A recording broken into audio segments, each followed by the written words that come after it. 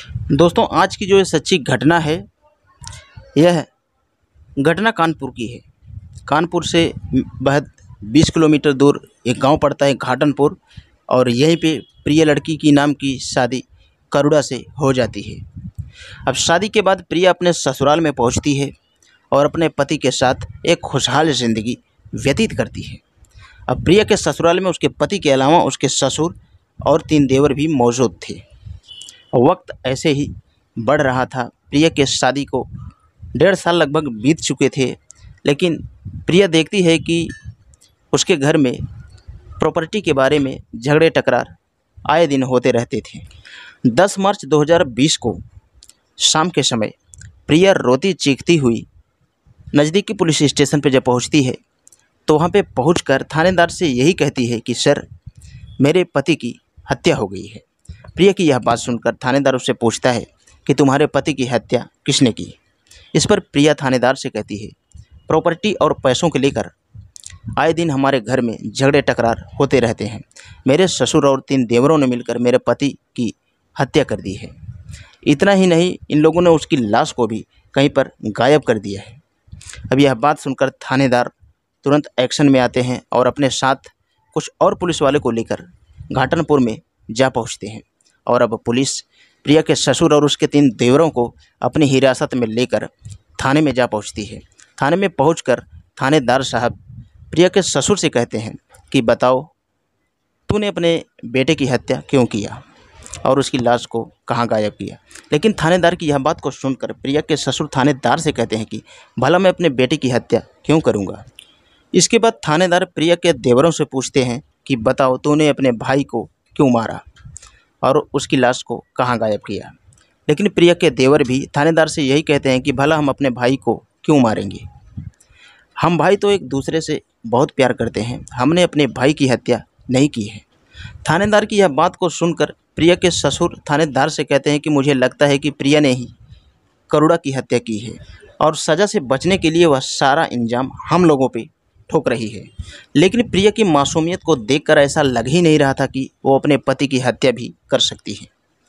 Police अब प्रिया के ससुर और उसके 3 देवरों के ऊपर मुकदमा चलाकर उन्हें जेल में भेज देती है।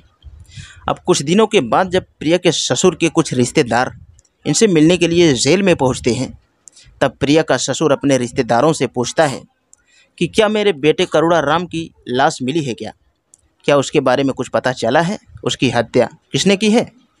अब प्रिया के ससुर की यह बात सुनकर उसके रिश्तेदार उससे कहते हैं कि भाई, तुम लोगों ने मार के और लाश के बारे में हमसे पूछ रहे हो। इतना कह के वो लोग जेल से लौट जाते हैं। लेकिन कुछ दिनों के बाद उसके पड़ोसी जेल में पहुंचते हैं। फिर तब एक पड़ोसी प्रिया के ससुर को बताता है कि मैंने अपने खिड़की से झांक कर देखा है कि प्रिया हर रोज़ रात को फ़ोन पर किसी के साथ बात करती है, वो भी बिना कपड़े के। अब यह बात सुनकर प्रिया के ससुर हैरान हो जाते हैं और पड़ोसी से कहते हैं कि हम तो जेल में हैं, हम तो कुछ कर नहीं सकते, अब तुम ही कुछ करो और प्रिया के सच का खुलासा करो। अब पड़ोसी जेल से लौटता है। अब ढंग से प्रिया की मुखबरी करने में लग जाता है। अब एक दिन रात के समय पड़ोसी देखता है कि प्रिया वीडियो कॉल पर किसी के साथ हंस हंस कर बातें कर रही थी, वो भी नग्न हालत में। अब पड़ोसी घाटनपुर में वापस फिर आता है और अपने साथ कुछ और लोगों को लेके आता है, क्योंकि ये सच बात को बताने के लिए कुछ लोगों की और ज़रूरत थी। अब पड़ोसी घाटनपुर में वापस आता है और अपने साथ कुछ और पड़ोसियों को लेकर पुलिस स्टेशन में जाता है और थानेदार से कहता है कि सर, आपने निर्दोषियों को तो जेल में डाल दिया है और अपराधी घर में अयाशी कर रहा है। पड़ोसी एक एक करके सारी बात थानेदार को बताता है। अब थानेदार प्रिया को पुलिस स्टेशन में बुलाते हैं और उसे सख्ती से पेश आते हैं। लेकिन जैसे ही थोड़ी सख्ती जब दिखाते हैं तो प्रिया दम तोड़ देती है और वह कहती है कि मैं तो विधवा हो चुकी हूँ, मेरे पति की मौत हो चुकी है और ऊपर से आप लोग हमें तंग कर रहे हो।